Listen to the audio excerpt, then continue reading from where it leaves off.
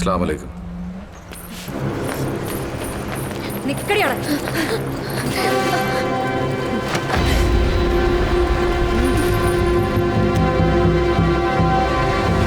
என் பேரு வளர்மதி. எங்க ஊரு சேலம், കാവേരി ആസ്പത്രി പക്കം.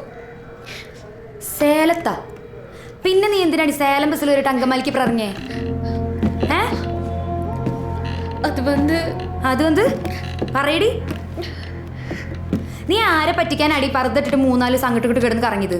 ஐயோ இல்ல சார், யாரையும் ஏமாத்துறதுக்காக நான் எதுவும் பண்ணல சார். பயம். ஊருக்கு போக முடியாது. பெரிய வீட்டில் வாழ்ந்தவனா லவ் மேரேஜ் பண்ணி அங்கே ரொம்ப ஜாதி கலவரம் ஆயிடுச்சு. அதுக்கப்புறம் தான் சார் உசுறு வாழறதுக்காக நான் இங்கே வந்தேன். കരയാതെ മര്യാദക്ക് നിന്റെ നാട്ടിലെ അഡ്രസ് പറയടി. കുപ്പരാജ് ഹൗസ്, രാമസ്വാമി നഗർ, സീലനായക്കംപട്ടി. எதுக்கா அந்த ஆளை கொலை பண்ண? ஐயோ, அந்த ஆளை நான் கொலை பண்ணல சார். பீனு சார் ரொம்ப நல்லவர். வேலைக்காரன் கூட பார்க்காம என்ன நல்லா பார்த்துக்கிட்டாரு. எங்களுக்குள்ள வேற மாதிரி ஒரு இது இருந்துச்சு. எந்த மாதிரி ஒரு இது? பரடி. அது வந்து ചോദിച്ചിരുത്തര മറുപടി.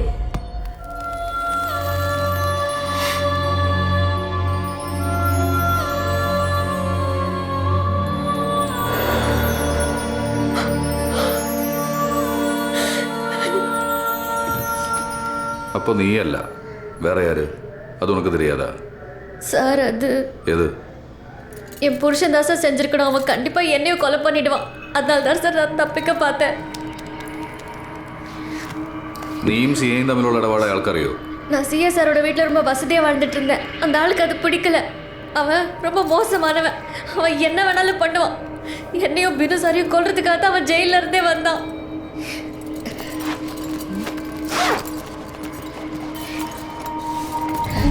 இது அவனோட கத்தி.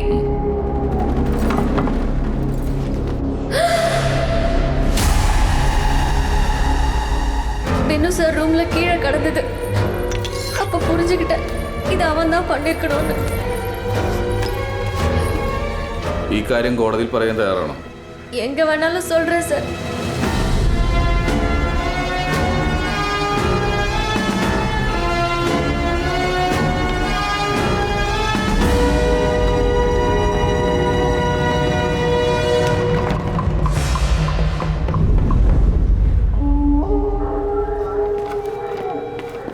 യെസ്, ആള് തന്നെ.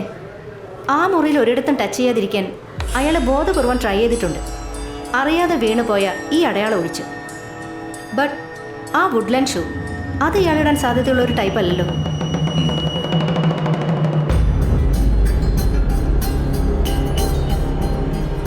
അതെ, അയാളെ അറിയോ?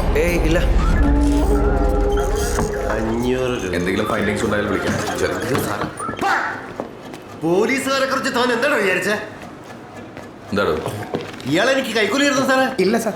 അയാൾ സന്തോഷത്തോടുകൂടി തരാണെങ്കിൽ വാങ്ങടോ. അല്ല, എന്താ കേസ്? അത് പിന്നെ സാറേ, ഇയാൾ യൂബർ വിളിച്ചു. അതിനകത്ത് 19,000 രൂപ വിലയുള്ള എന്തോ മരുന്ന് മറന്നു വെച്ചെന്ന്. ഊബറുകാരെ വിളിച്ചു വെച്ചില്ലേ? അവർക്ക് അറിയില്ലെന്നാ പറയുന്നത്. സാറേ, അവനോടൊക്കെ മര്യാദയ്ക്ക് ചോദിച്ചാൽ പറയില്ല സാറേ. പിടിച്ച് 4 പിട പടയ്ക്കണം, എന്നാലേ സത്യം പറയൂ. താൻ പറയുമ്പോൾ കയറിയടിക്കാൻ പോലീസുകാരെന്താടോ? ഗുണ്ടകളോ? എന്തായിരുന്നു മരുന്ന്? എന്തായിരുന്നടോ മരുന്ന്? വയാഗ്ര സാറേ. അത് ഒറിജിനൽ സാധനമായിരുന്നു. അതുകൊണ്ട് അയാൾ ബാഗ് തിരിച്ചു തരാത്ത. താൻ തന്നെ അന്വേഷിച്ച് കണ്ടുപിടിച്ച് കൊടുക്കുക. അല്ല, ഇത് വേണ്ടല്ലോ അല്ലേ സാർ?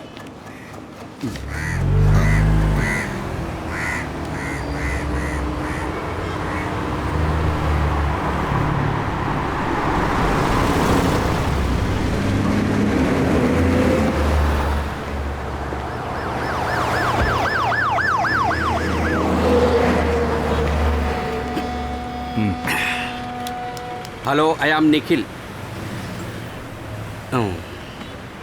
സാറേ, നമുക്ക് മെയിനായിട്ട് റെൻ്റ് കാറിൻ്റെ ബിസിനസ്സാണ്. പിന്നെ ഈ സ്പെഷ്യൽ കസ്റ്റമേഴ്സ് ആവശ്യപ്പെടുമ്പോൾ മാത്രമാണ് ഇങ്ങനെ.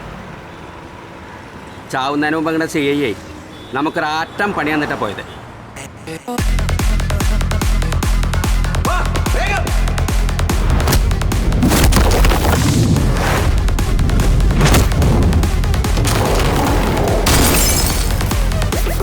അന്ന് ആ പിള്ളേരെന്ന് പിടിച്ചതേ പ്യുവർ കൊക്കൈനാ. എന്നിട്ട് അത് മാറ്റിയിട്ടാണ് തൊണ്ടിയായിട്ട് എവിടുന്നോ കൊണ്ടുവന്ന കുറേ കഞ്ചാവ് കാണിച്ചത്. എന്നിട്ട് ഇമ്മളേന്ന് പിടിച്ച സാധനം ഇമ്മക്ക് തന്നെ ലോകത്തില്ലാത്ത വിലയ്ക്ക് വിൽക്കാൻ നോക്കി. ക്രൂരതയല്ലേ സാറേ ഇത്? സാറ് നോക്കണ്ട, ഉണ്ണിത്താൻ സാറ് പറഞ്ഞോണ്ടാ ഞാനൊരു ജെന്റിൽമാൻ സ്റ്റീലായിട്ട് ഇതിവിടെ വന്നേ സാറിനോട് തുറന്നു പറഞ്ഞത്. പോയത് പോയി. ഇനിയിപ്പോൾ അവൻ്റെ പിന്നാലെ പോയിട്ട് അവനെ തട്ടാനുള്ള കപ്പാസിറ്റി ഒന്നും നമുക്കില്ല. നമ്മളേ പ്യുവർ ബിസിനസ്സിൻ്റെ ആൾക്കാർ.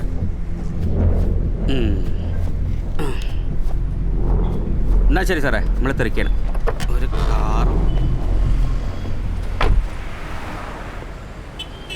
അവൻ്റെ ഒരു ജെന്റിൽമാൻ ഡീല് ഇവനൊക്കെ പിടിച്ചിട്ട് ലോകവിലിട്ട് രണ്ട് ഇടിയിടിക്കണം. ഓ അതായിപ്പം തനിക്കറിയേണ്ട കാര്യം ഇവിടെ വെച്ചായതുകൊണ്ട് അറിഞ്ഞു ഇല്ലേ? കോടതിയും വക്കീലും മുൻകൂർ ജാമ്യമായിട്ട് 10-15 ദിവസം അങ്ങ് പോയി കിട്ടിയത്. തന്നെ പോലുള്ള കേമം പോലീസുകാരന്മാരെ ഒരു കാര്യം മനസ്സിലാക്കണം. എന്നെപ്പോലുള്ള കുറച്ച് ഉണ്ണാക്കന്മാർ കാലങ്ങളായി ഈ ബാഡ് കോപ്പ് വേഷം കെടുത്തോണ്ടാ ഇത്തരം കുഴപ്പക്കാരോട്ട് പോലീസിന് ഒരു പാലോടാൻ പറ്റുന്നത്. അല്ലാതെ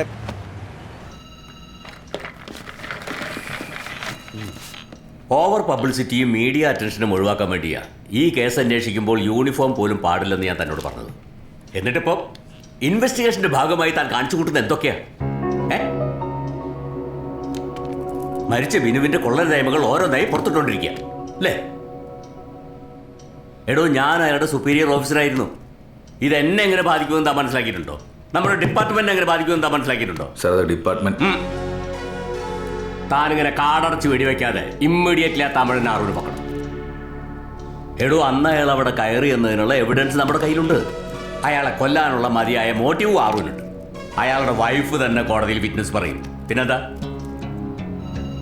അവനെ ചാർജ് ചെയ്ത് ഒരാഴ്ചയ്ക്കുള്ളിൽ ക്ലീനായി കേസ് ക്ലോസ് ചെയ്യണം. കേട്ടല്ലോ?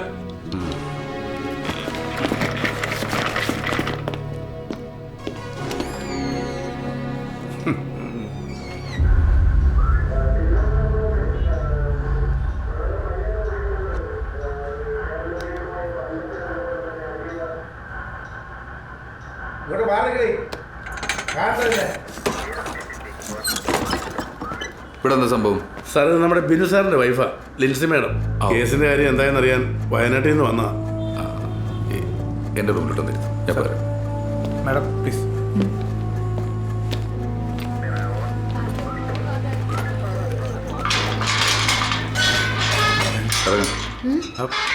ഇറങ്ങാൻ നീ പൊക്കോ.